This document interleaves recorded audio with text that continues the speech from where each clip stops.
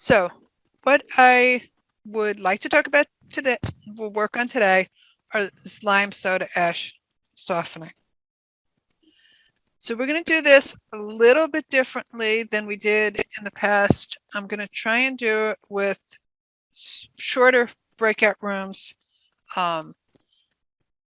give you a chance still to work on problems, talk about the problems, and yet at the same time, spend maybe a little bit more time just kind of going over the solutions. So the problem that we're going to work on today is that we're looking at determining the lime soda ash dose to soften water to achieve a final magnesium concentration of 40 milligrams per liter. So one of the things to remember is that your units are in milligrams per liter as calcium carbonate. We use that notation for hardness. We also use it for alkalinity. Now, you will use split flow in order to achieve the 40 milligrams per liter of calcium.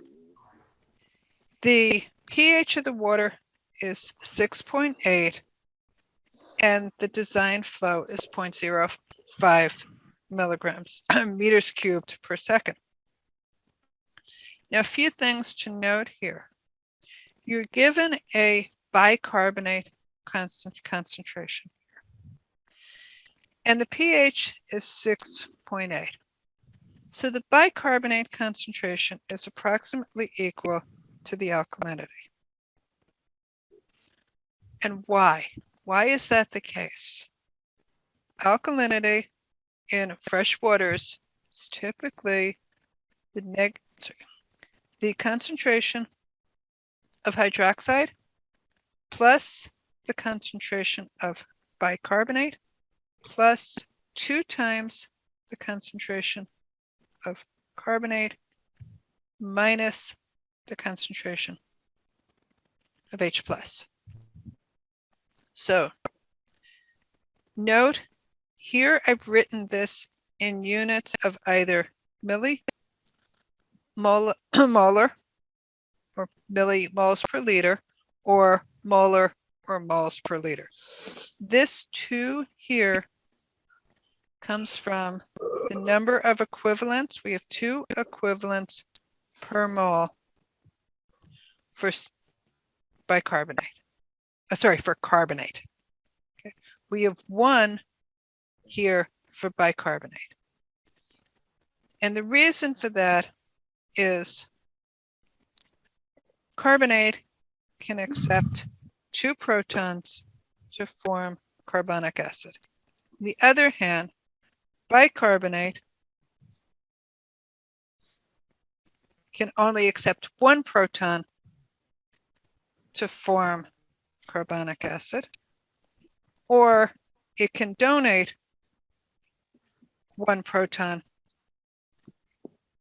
to form carbonate. Okay, so because it can only donate or accept 1, then its number of equivalents, N, is equal to 1 equivalent per mole. So for carbonic acid, N is equal to what? How many moles of H plus can 1 mole of carbonic acid donate? It can donate 2, so N is equal to 2. So I could write this as 2H plus carbonate. Now, back to the original equation. Okay, I've said that the pH is 6.8. So we're close to neutrality. If we're close to neutrality, what is the relationship between the concentration of H plus and the concentration of OH minus. So near neutrality. Greater than, less than, or approximately equal. About equal. Okay, so because they're about equal, they cancel. So we're now left with alkalinity is approximately equal to the concentration of bicarbonate plus the 2 times the concentration of carbonate. However, we can draw a PC-pH diagram. And this is a graphical representation of the concentrations of the various ions at various pH, function of pH. So the concentration of carbonic acid is relatively constant until we get up to pKa1. Then it's going to decrease. And the slope is actually 1. The concentration of bicarbonate is relatively constant. And then starts to decrease at pKa1. So at pKa1, the concentration of carbonic acid and bicarbonate are equal. And then the concentration continues to be constant until we get to pKa2. And here now the concentration of carbonate is relatively constant, and it decreases with a slope of 1. It actually will decrease with a slope of 2 here. But what you see is that at close to neutral pH, so this is 6.3 and this is 10.3. So if we're in pH range from about 6 to 8, then the concentration, so for pH 6 to 8,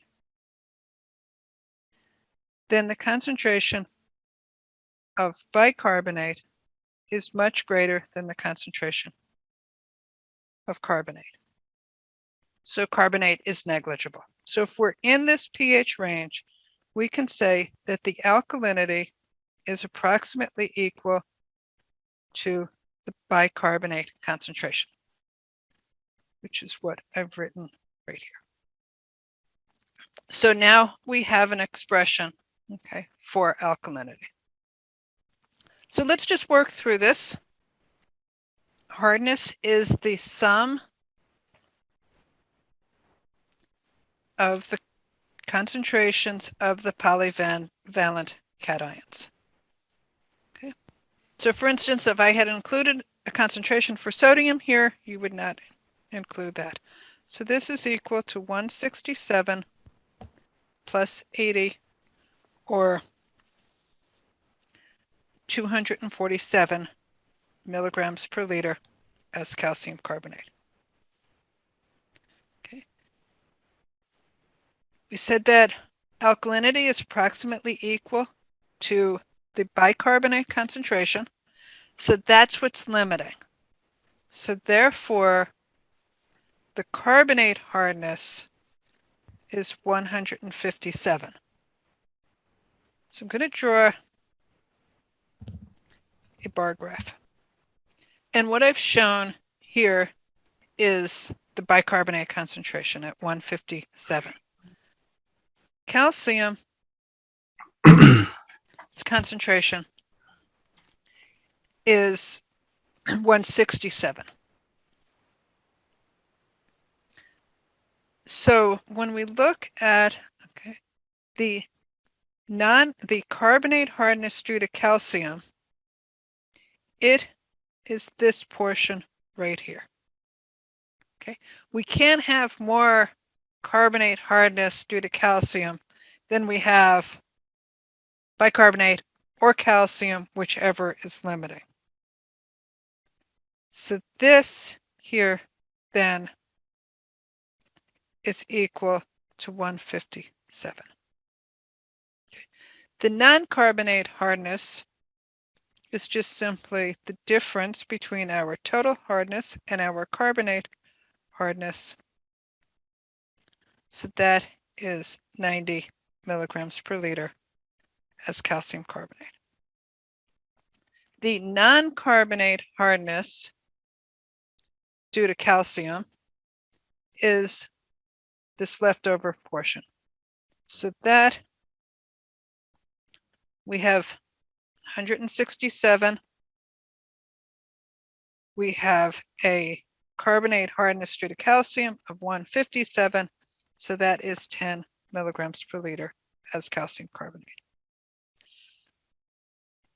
If we had a complete analysis of the water, this would be nitrate, chloride, sulfate, basically your other anions. And then we have magnesium. The total is at 247. So this is our magnesium. So the carbonate hardness due to magnesium is equal to 0. And all of our magnesium is associated with ions other than carbonate. So this is equal to 80 milligrams per liter as calcium carbonate. Okay. This will be extremely important in determining the stoichiometric amounts of lime and soda ash that we need. Typically, calcium is in the highest concentration and then magnesium. So we always write calcium first, then magnesium. And then bicarbonate typically is the highest concentration of all of your anions. So we write bicarbonate first. Any questions about any of this? Yeah, how did you get the hardnesses due to magnesium again? So the right here. Yeah, those last two bullet points. Okay. So bicarbonate is limiting. So think of it this way. We've used up all of our bicarbonate in calcium. So there's no bicarbonate left to complex with magnesium. So just think of it that way. So therefore, it's associated with these other anions that I've written in green. So because there's no carbonate hardness, no alkalinity available, then our carbonate hardness due to magnesium is 0. It's associated with something other than carbonate or bicarbonate. And our non-carbonate hardness due to magnesium is all of the magnesium that you have. Does that make sense? Yeah, thank you. Okay. So the next question we'll ask is, do we need to reduce the concentration of magnesium? The answer is yes. Okay. And the reason for that is we typically use magnesium as a design parameter because at concentrations greater than about 40 milligrams per liter, that magnesium tends to precipitate on the hot water, the heating elements for your hot water heater, the heating elements for your dishwasher. That decreases the efficiency of the heating, which means it's costing you money in either electricity, gas, consuming more electricity, consuming more gas. So we will typically use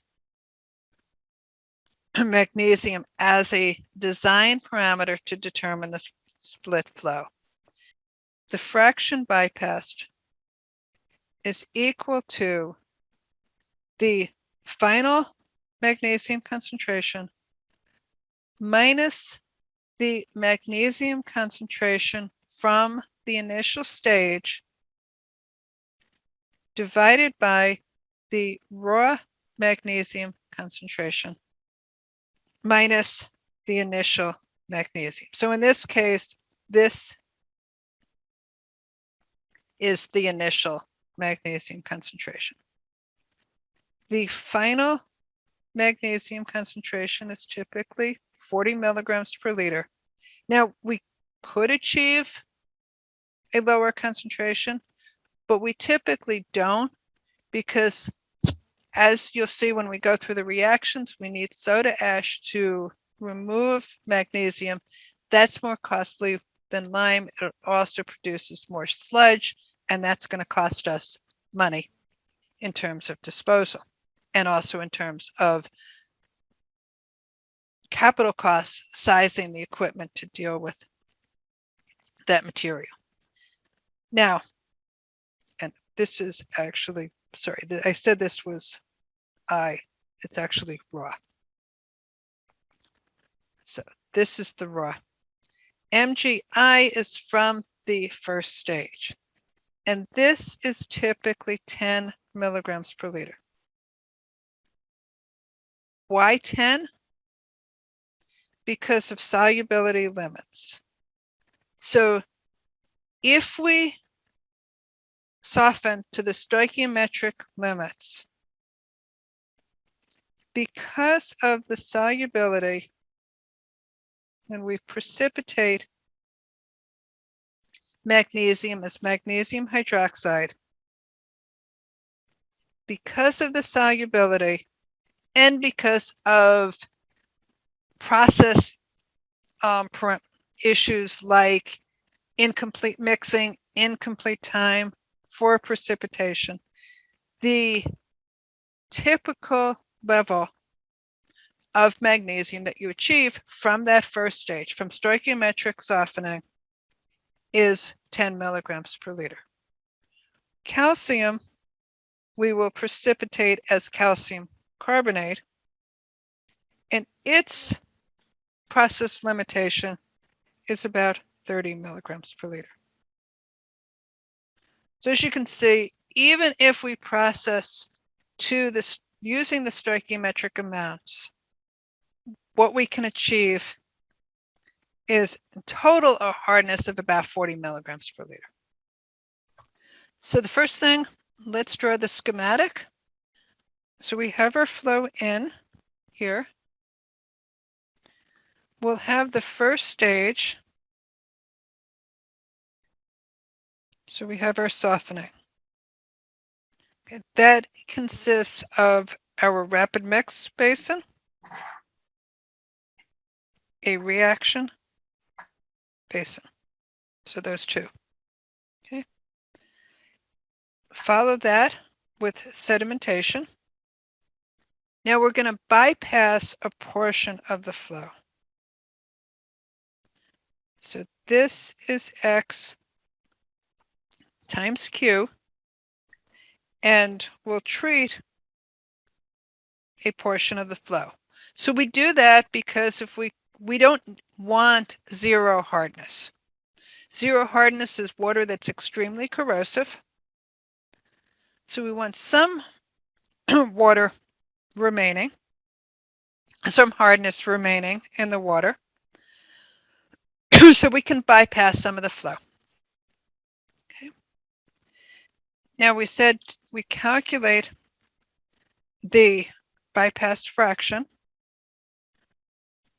as X is equal to mgf minus mgi over mgr minus mgi, and that is 40 minus 10 over 80 minus 10, so that is 0.429.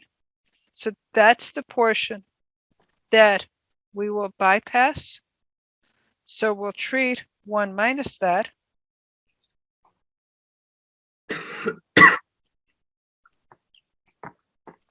which is about 57%. So we're going to bypass about 43% and treat about 57%. Okay. Now, the water flowing from here has a pH somewhere between 10.3 to 11.3.